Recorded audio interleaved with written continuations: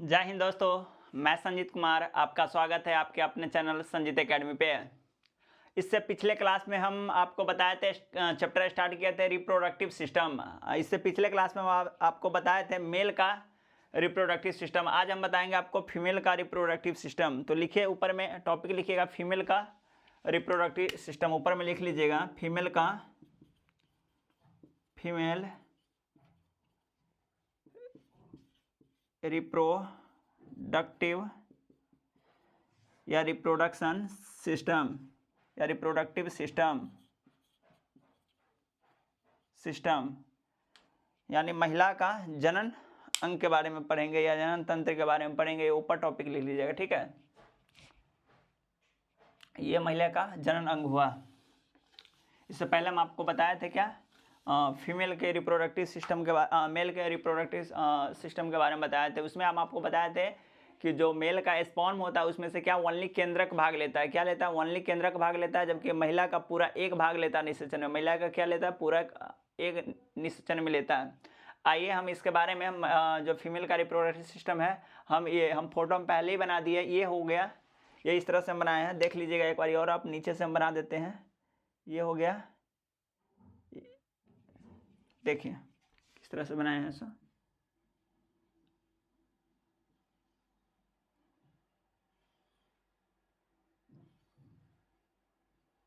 इस तरह से बना लीजिएगा, ठीक है।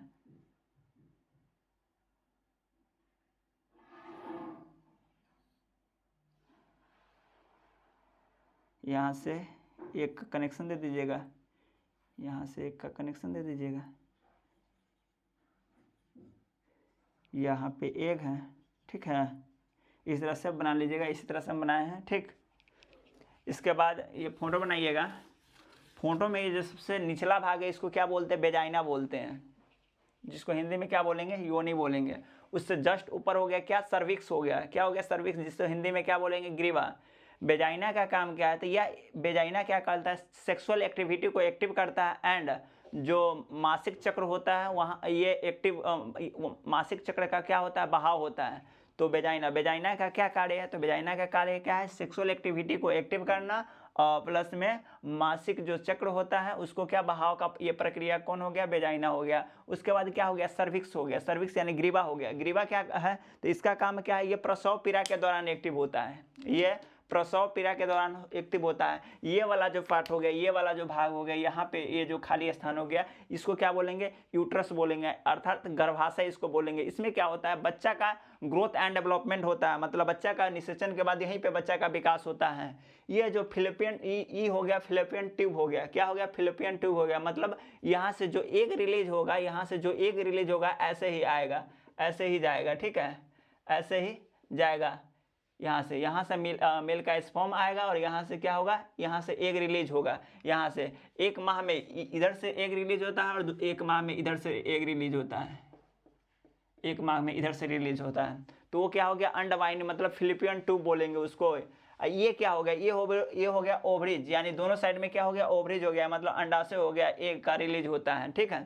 तो इस फोटो को आप बना लीजिए। उसके बाद आप लिखिएगा क्या? वेजाइना लिखिएगा।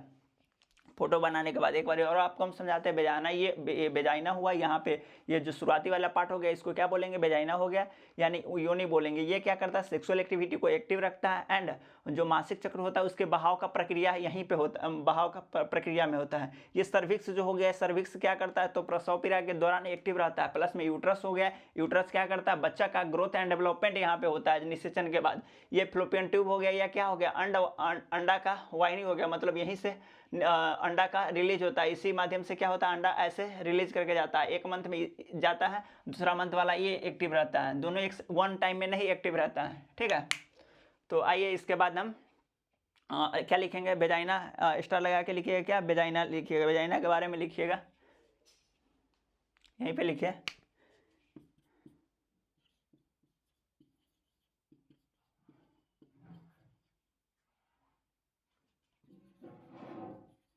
इसको लिख लीजिएगा जो अभी हम बताए हैं, लिखिएगा।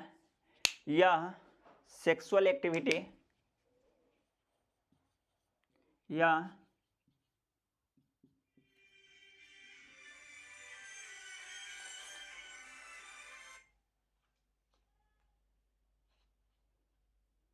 1 मिनट।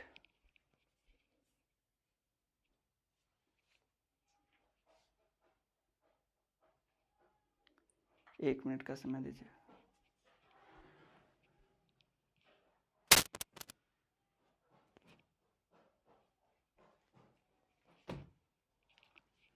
लिखिएगा, यह सेक्सुअल एक्टिविटी को क्या करता है?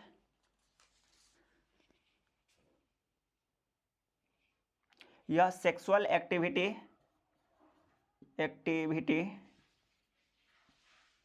एंड और प्रसव मासिक चक्र का बहाव करता है। मासिक चक्र का बहाव करता है। मासिक चक्र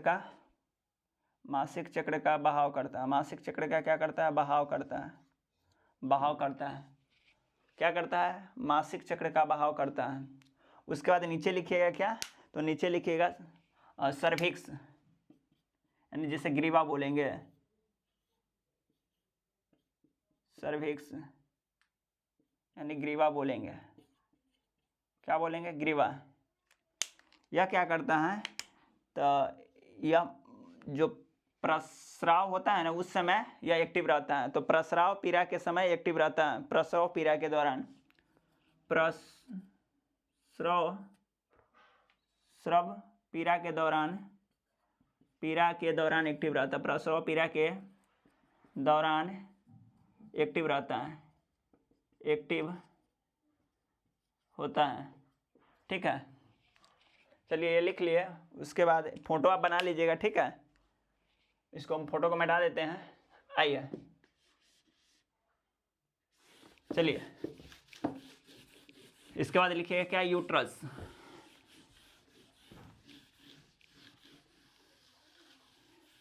इसके बाद क्या लिखिएगा? यूट्रस लिखिएगा।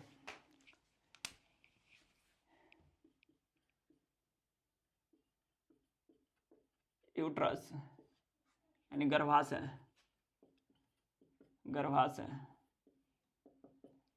इसके बारे में लिखिएगा, यहाँ पे बच्चा का ग्रोथ एंड डेवलपमेंट होता है। यहाँ बच्चा का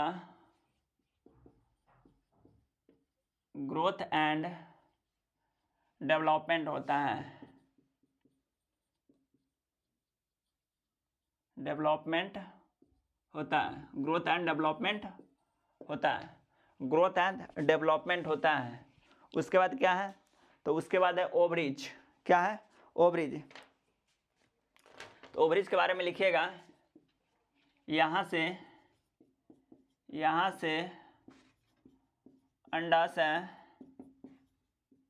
अंडाशय तथा फीमेल हार्मोन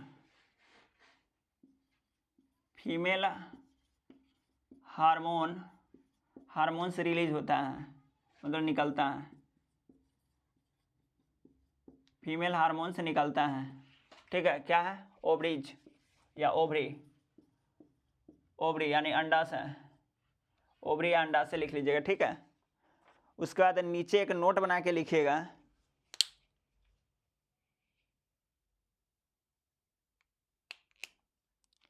कि फीमेल रिप्रोडक्टिव सिस्टम में, नीचे एक नोट में लिखिएगा कि फीमेल रिप्रोडक्टिव सिस्टम में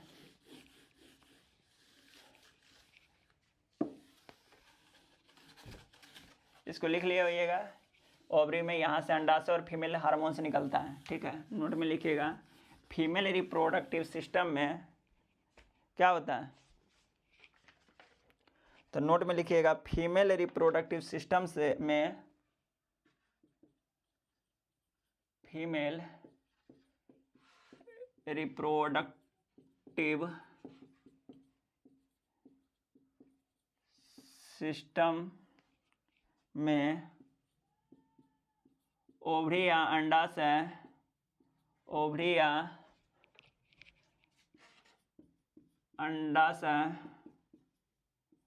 क्या होता है? निकलता है। अंडाशय मुख्य ग्रंथि के रूप में भूमिका निभाता है। मुख्य ग्रंथि के रूप में भूमिका निभाता है। निभाता है तथा ओवरी से ही अंडे निकलते हैं, तथा ओवरी से ही अंडे निकलते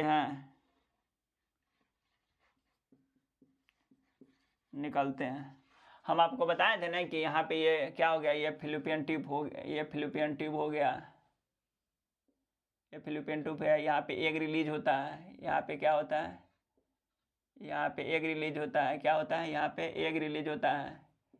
ये हो गया कौन, वेजाइना हो गया, ये सर्विक्स हो गया, ये क्या हो गया, यूट्रस हो गया, ये क्या हो गया, फिलिपियन ट्यूब हो गया। यहाँ से अंडा इस तरफ से रिलीज होगा, अभी हम आपको बताए थे अंडा इस तरह से रिलीज होगा। तो वही चीज़ हम लिखाए हैं कि फीमेल का जो रिप्रोडक्टिव सिस्टम होता है यानी ओवरी कह लेते हैं, यहाँ पे ओवरी होगा, ओवरी यहाँ पे होगा, ये पार्ट वाला हो क्या हो गया, ओवरी हो गया। तो ओवरी यानी अंडा से मुख्य ग्रंथि के रूप में भूमिका निभाता है, यानी मुख्य ग्रंथि के रूप में यही भूमिका निभाता है। और यहाँ से एक महीना में ये और दूसरे महीना में ये रिलीज होता है, इससे करके रिलीज होता रहता है क्या, अंडा यहाँ से रिलीज होता है।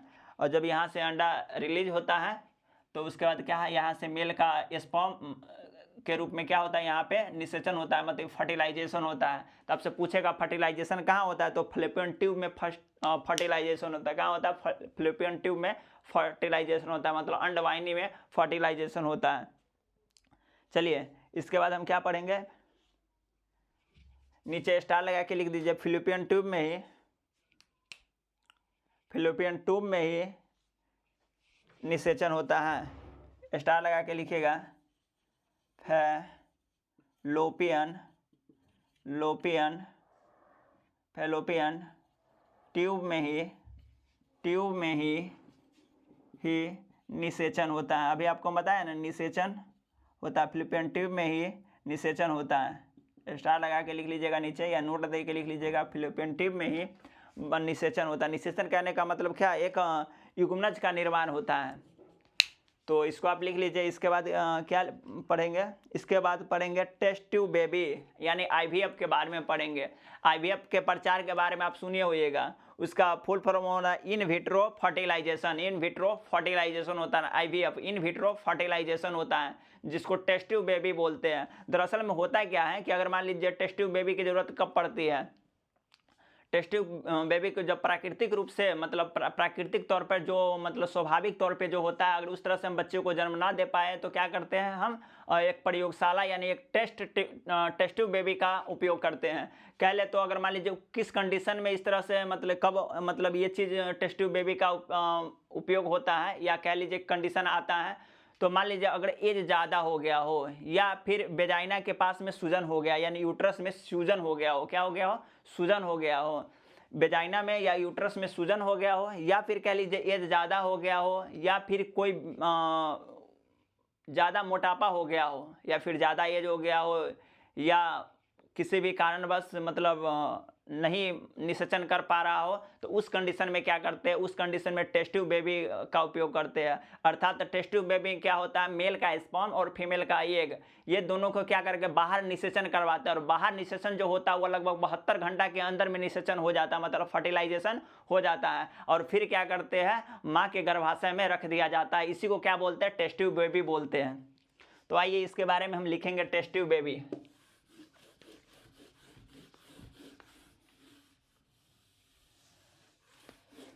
टेस्ट ट्यूब बेबी का नौबत कब आए, ये प्रयोगशाला में कह लीजिए कि मतलब प्रयोगशाला विधि एक तरह से आप कह लीजिएगा, तो क्या कहिएगा, प्रयोगशाला विधि। फिर एक बार और हम आपको बता देते हैं, टेस्ट ट्यूब बेबी कंडीशन कब उत्पन्न होता है, या तो मेल या फीमेल का, या फीमेल लगभग मान लीजिए फीमेल का एज ज़्यादा हो गया हो, या फिर उसके यूट्रस या फिर ओवरीज में सूजन आ गया हो, या फिर क्या होगा, मोटापा ज़्यादा हो गया, या किसी भी कारणवश अगर उसका निषेचन ओवरीज में फर्टिलाइजेशन नहीं हो पाता है, फिलिपियन ट्यूब में फर्टिलाइजेशन नहीं हो पाता, उस कंडीशन में हम क्या करते हैं, आईवीएफ का मदद लेते हैं। अब आईवीएफ के प्रचार अपने टीवी में जरूर देखते होइएगा, उसी आईवीएफ के बारे में हम बता रहे थे आपको। तो इसमें क्या होता है, टेस्ट ट्यूब बेबी का विकास होता है, फिर 72 घंटे के अंदर में फर्टिलाइजेशन हो जाता है। फिर उस फर्टिलाइजेशन को क्या करता है, माते के ओवरीज में रख दिया जाता है, गर्भाशय में रख दिया जाता है। आइए उसके बारे में, आईवीएफ के बारे में लिखेंगे कि जब मादा का फ्लोपियन ट्यूब में खराबी या सूजन आ जाता है, लिखिएगा जब माता के फैलोपियन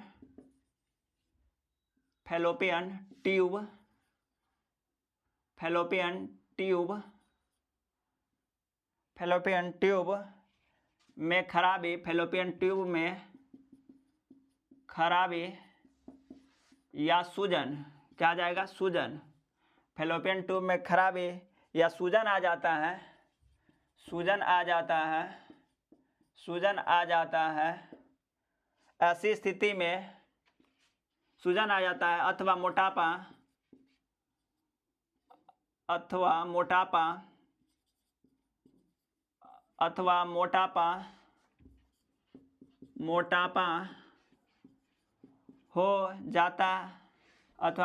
हो जाता है या किसी कारणवश निषेचन, मोटापा हो जाता है या अधिक उम्र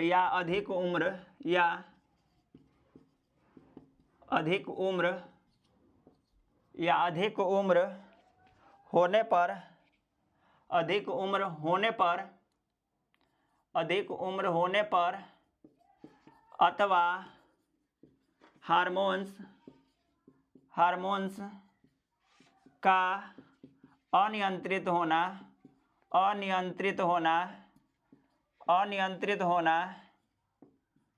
अथवा हार्मोन्स का अनियंत्रित होना, क्या होगा, हार्मोनों का अनियंत्रित होने पर क्या होता है, फैलोपियन ट्यूब में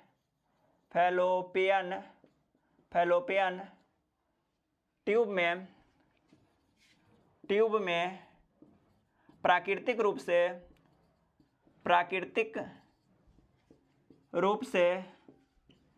निषेचन नहीं कर पाता है, प्राकृतिक रूप से निषेचन नहीं कर पाता है। ऐसी स्थिति में प्रयोगशाला विधि का उपयोग करते हैं। ऐसी स्थिति में प्रयोगशाला में निषेचन करते हैं, अर्थात बाह्य निषेचन करते हैं। ऐसी स्थिति में प्रयोगशाला विधि उपयोग करते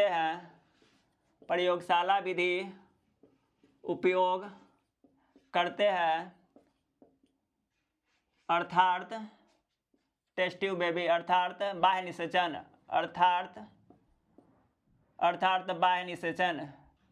क्या होगा, बाह्य निषेचन, क्या होगा, बाह्य निषेचन।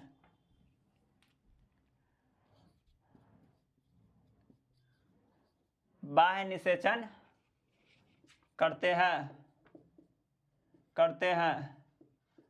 उसके बाद माता के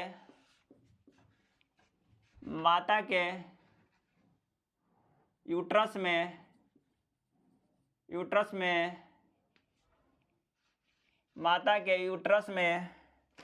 क्या होगा, माता के यूट्रस में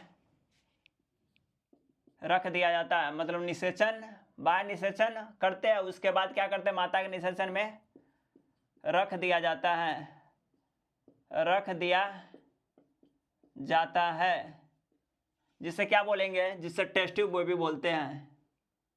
रख दिया जाता है और इससे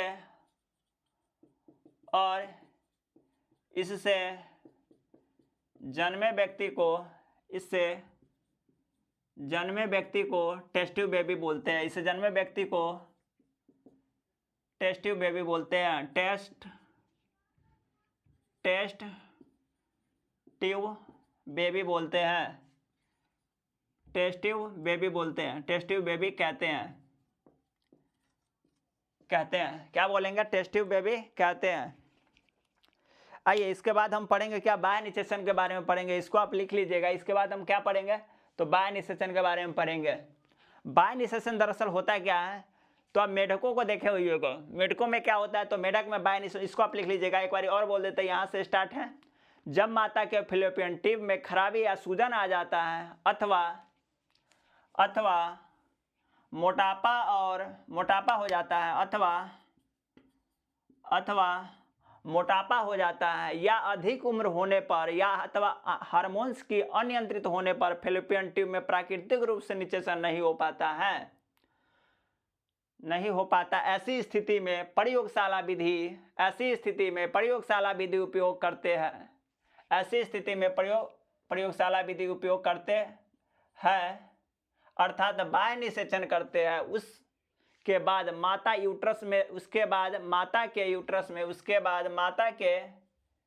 यूट्रस में रख दिया जाता है, और इससे जन्मे व्यक्ति को टेस्ट ट्यूब बेबी कहते हैं। इससे जन्मे व्यक्ति को क्या बोलेंगे, टेस्ट ट्यूब बेबी बोलेंगे। अब बाह्य निषेचन क्या होता है, अब मेढक को देखे होइएगा, मेढक क्या करता है, पानी में अपना स्पर्म छोड़ देता है, और जब अपना स्पर्म छोड़ देता है मतलब उसका इंटरनली निषेचन नहीं होता, मतलब आंतरिक निषेचन नहीं होता, उसका बाह्य निषेचन ही होता है। मेढक क्या करता है कि अपना स्पर्म छोड़ देता है, उसका जो स्पर्म होता है बिना झिल्ली का होता है, मतलब उसके कोई कोशिका झिल्ली नहीं उसके होती है, तो उसका क्या होता है, एक जेली के रूप में रहता है। वह क्या करता है, स्पर्म को छोड़ देता है, उसी के द्वारा क्या होता है, निषेचन कर लेता है। उसी के द्वारा क्या कर लेता है। और जो स्पर्म छोड़ता है ना, वह क्या करता है, वह एक जेली के रूप में रहता है और एक जगह रहता है, मतलब सब चिपका हुआ रहता है, एक दूसरे से चिपका हुआ रहता है। तो आइए हम पढ़ेंगे क्या, बाह्य निषेचन के बारे में लिखेंगे। इसको आप लिख लिए होइएगा। इसके बाद हम लिखेंगे क्या, बाह्य निषेचन के बारे में लिखेंगे। जैसे मेढक को आप देखे होइएगा कि पानी में क्या करता है, मेढक पानी में तैरता रहता है। मेढक क्या करता है, जो फीमेल मेढक होता है वह क्या करता है, स्पर्म बाहर निकाल देता है। स्पर्म बाहर निकालता है तो ओवरी पहले से ही वहाँ अंडा रहता है निकला हुआ, उसमें क्या करता है, निषेचन हो जाता है। तो कहाँ निषेचन हो गया, ठीक है। और जो अंडा रहता है, जो स्पर्म पूरा रहेगा, क्या रहेगा, जेलिनुम में रहेगा। तो आइए इसके बारे में हम लिखेंगे। चलिए इसको मिटा देते हैं, लिखिएगा बाह्य निषेचन।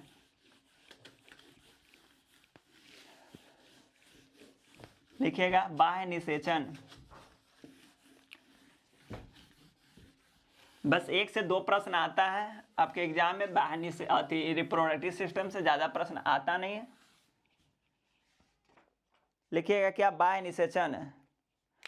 बाह्य निषेचन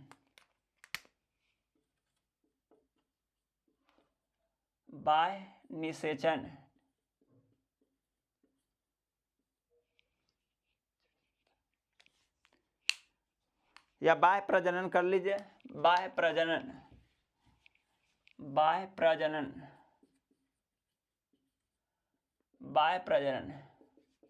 लिखिए, मेढक या टेडपोल में, मेढक का एक भाग होता है टेडपोल, मेढक या टेडपोल में बाह्य प्रजनन करते हैं। मेढक या टेडपोल, मेढक या इसी को बोलेंगे क्या, टोड, बाह्य निषेचन करता है, बाह्य प्रजनन करता है।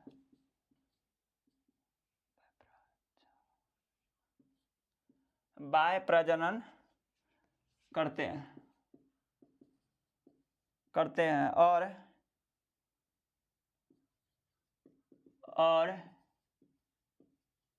इनकी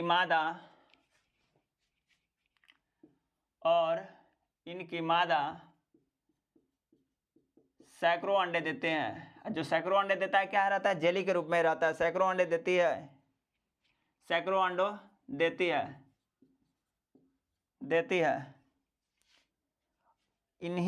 इनके अंडों के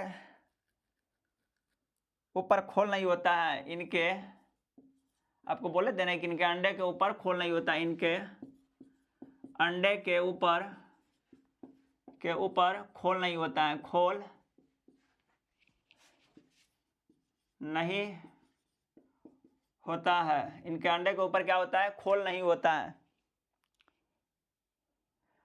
बल्कि एक जेली होती है, बल्कि एक जैली होता है, क्या होता है, एक जैली होता है, एक जैली होता है जिससे सभी अंडा चिपका हुआ रहता है, जिससे सभी अंडा चिपका हुआ रहता है, जिससे सभी अंडे चिपके हुए होते हैं, चिपका हुआ होता है,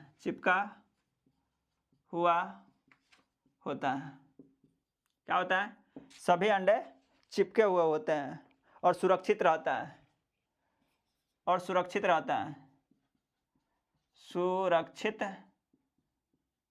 है। उसके बाद क्या करता है, अब तो ये क्या हो गया, मेढक या टिटबॉल हो गया, यह क्या करता है, अपना अंडा पानी के अंदर कर देता है, उसमें बाहरी कोई खोल नहीं होता है, अर्थात तो कोई बाहरी खोल नहीं होता है, और उसमें क्या होता है कि जेली नुमा होता है, वह एक ही जगह पूरा अंडा रहेगा। उसके बाद मेल मेढक आता है, उसके बाद पुरुष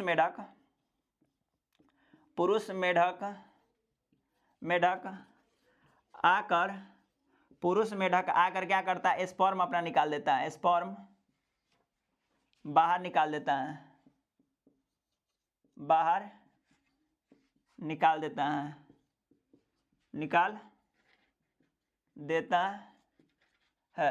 क्या करता है, पुरुष मेढक क्या करता है, स्पर्म छोड़ देता है या निकाल देता है, और तभी इसका निषेचन हो जाता है, तभी इसका क्या होता है, निषेचन होता है। देखिए इसमें कुछ नहीं है।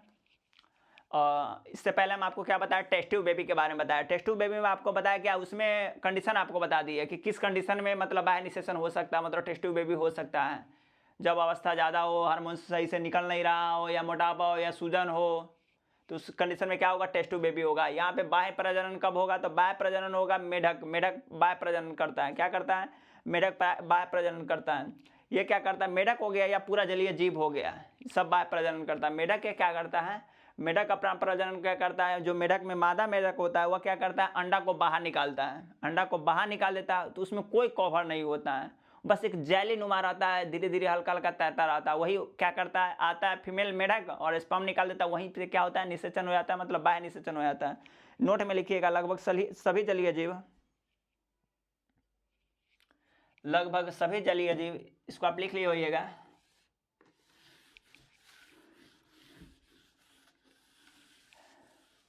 लगभग सभी जलीय जीव, नोट में लिखिएगा, लगभग सभी जलीय जीव, लगभग सभी जलीय जीव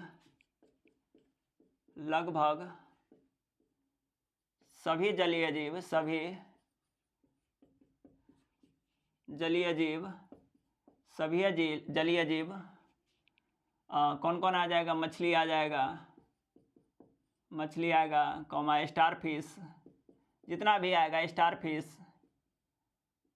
फिश आदि बाह्य निषेचन करता है,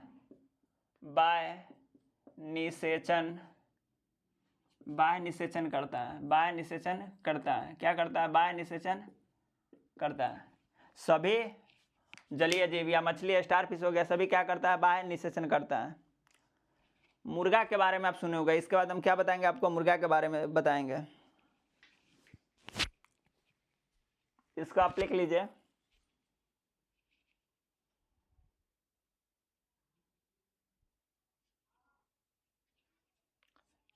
देखिए हेन मतलब मुर्गी के बारे में आप सुने होइएगा।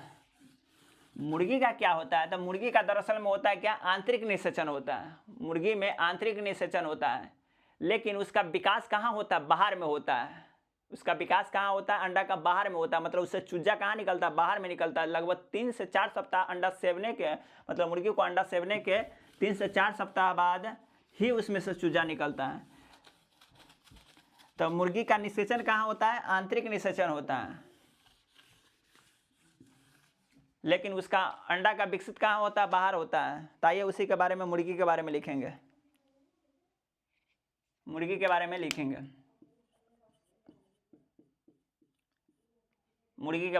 ठीक है। लिखिएगा, मुर्गी में आंतरिक निषेचन होता है, आंतरिक निषेचन, आंतरिक निषेचन होता है। क्या होता है? निषेचन होता है, निषेचन होता है, निषेचन होता है। मुर्गी में आंतरिक निषेचन होता है। कुछ दिन बाद अंडे देती है, कुछ दिन बाद अंडे देती है, जिसमें कवर लगा हुआ रहता है, जिसमें कवर लगा हुआ रहता है। क्या लगा हुआ रहता है? व्हाइट कलर का। आप देखोगे अंडा में क्या लगा हुआ रहता है? कवर लगा हुआ रहता है। और लगभग कवर लगा हुआ रहता है। लगभग 3 सप्ताह बाद उसमें से चूजा निकलता है।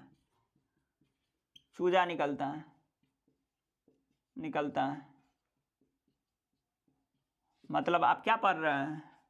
कुछ प्राणियों में आप देखे हुए आंतरिक निषेचन होता है, कुछ में बाह्य निषेचन होता है, कुछ में आंतरिक निषेचन होने के बाद भी क्या होता है? तो कुछ में आंतरिक निषेचन होने के बाद भी क्या होता है? मतलब बाहर उसका अंडे का विकसित होता है, तब बाहर बच्चा निकलता है। तो और कुछ में क्या देखे होइएगा? बाहर ही निषेचन होता है। इसके बाद क्या पढ़ेंगे? इसके बाद पढ़ेंगे हम जानेंगे क्या बीबी परस होता है। बीबी परस, जिसको जरायुज बोलते हैं, ये क्या करता है? तो ये बच्चों को जन्म देता है। तो नीचे लिख लीजिएगा बीबी परस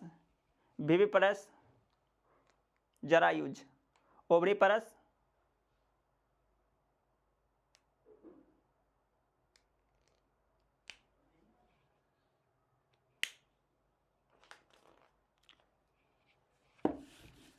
इसको आप लिख लिए होइएगा।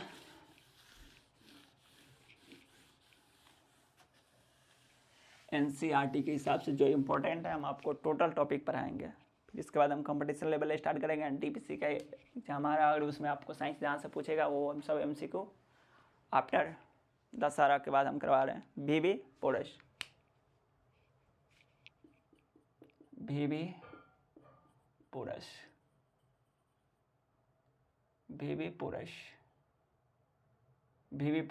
ठीक है। बीबी पोरस, इसमें क्या आता है? इसमें आता है बच्चों को जन्म देने वाला। बीबी पोरस क्या बोलेंगे? इसमें आता है बच्चों को जन्म देने वाला। जो बच्चों को जन्म देता है उसको क्या बोलेंगे? बच्चों को जन्म देने वाला। जो बच्चा जन्म देता है उसको क्या रखते हैं? बीबी पोरस में। इसमें आ गया मनुष्य, कुत्ता, बिल्ली, गाय इत्यादि।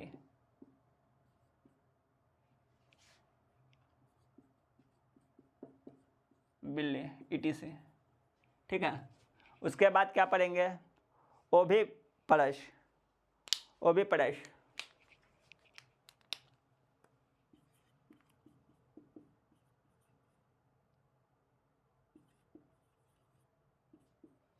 इसमें जो अंडा दे, क्या होगा? जो अंडा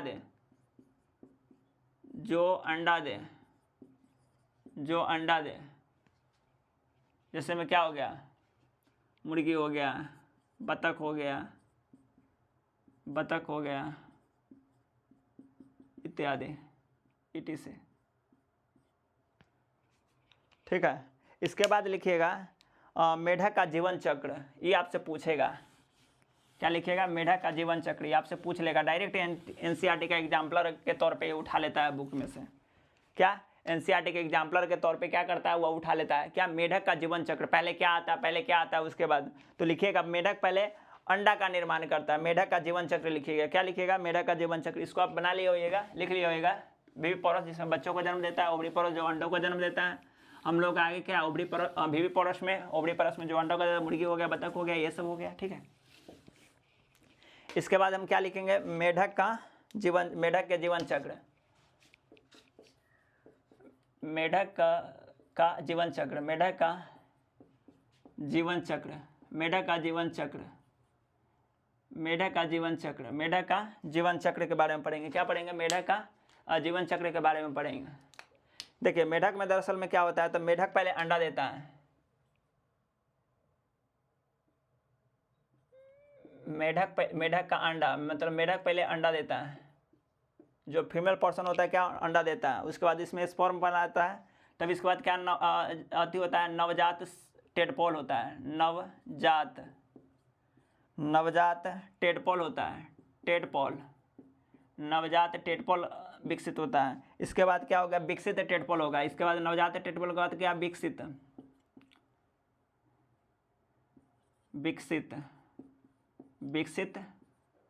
टेडपोल, विकसित टेडपोल होगा। क्या होगा? विकसित टेडपोल होगा। और इसके बाद क्या होगा, वयस्क मेढक, इसके बाद क्या होगा, वयस्क मेढक,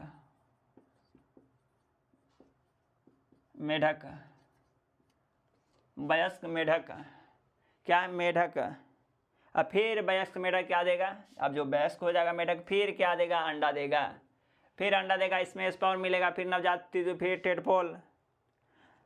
यहाँ पे छोटी छोटी सी पूंछ वाला दिखाई देता है, यहाँ पे लिख लीजिएगा, यहाँ पर छोटी सी पूंछ दिखाई देती है, यहाँ पे छोटी सी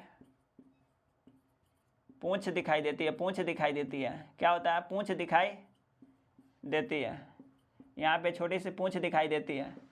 और विकसित हो गया, उसके बाद क्या होगा, यहाँ पर कोई पूंछ दिखाई नहीं देता है। मेढक जब वयस्क हो जाता है तो यहाँ पे क्या हो गया, कोई पूंछ दिखाई नहीं देता है, कोई पूंछ दिखाई नहीं देता है, दिखाई नहीं देता है, कोई पूंछ क्या हो गया, दिखाई नहीं देता है। क्या हो गया, कोई पूंछ दिखाई नहीं देता है, कोई पूंछ क्या हो जाएगा, दिखाई नहीं देगा। देखिए दरअसल में क्या होता है, मेढक में देखे हुआ इसका त्वचा जो होता है एकदम क्लीन होता है, उस पर कोई भी बाल नहीं होता है। तो मेढक के त्वचा एंड बाल नहीं होता है। मेढक के बारे में अगर लिखना चाहिएगा तो यह 3 द्वारा सांस ले सकता है, मेढक 3 द्वारा सांस ले सकता है, और यह 3 जगह पे भी रह सकता है, ठीक है, जैसे पानी, स्थल एंड मिट्टी के अंदर भी रह सकता है।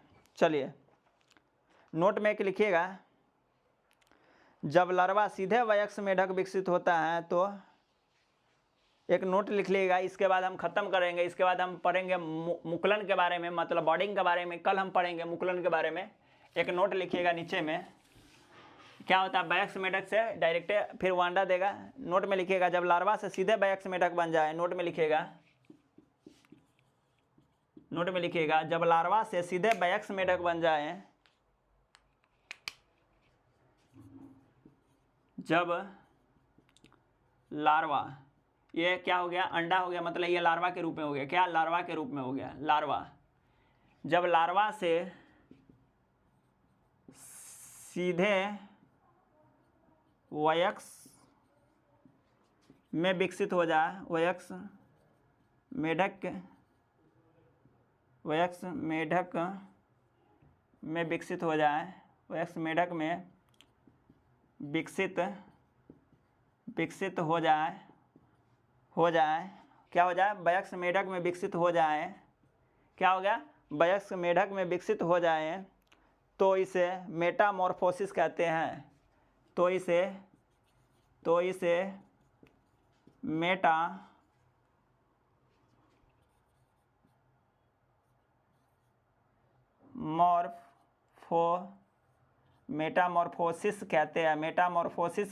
मेटामॉर्फोसिस कहते हैं।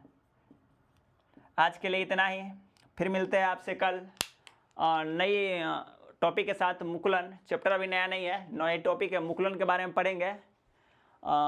आज के लिए इतना ही। अगर आपको इसमें नहीं समझ में आया, आपको लिए ये बहुत ही इंपॉर्टेंट है, ये जो मेढक का जीवन चक्र, ये एकदम VVI समझिए, इसमें से आपको पूछ ही देगा, एकदम VVI एकदम इंपॉर्टेंट समझिए। अंडा देता है, उसके बाद क्या, या अंडा को कह सकते हैं आप लार्वा, या नवजात टेडपोल, या विकसित टेडपोल, उसके बाद क्या, वयस्क टेडपोल। इस तरह से आपको क्रम दे देगा। अब यहाँ के क्या उठा देगा, विकसित टेडपोल पहले कर देगा, नवजात टोटपोल आगे जाने देगा, लार्वा को बाद में कर देगा। तो इस तरह से आपको देगा। उसके बाद आज के लिए इतना ही, फिर मिलते हैं आपसे कल एक नई सेशन के साथ। आज के लिए जय हिंद।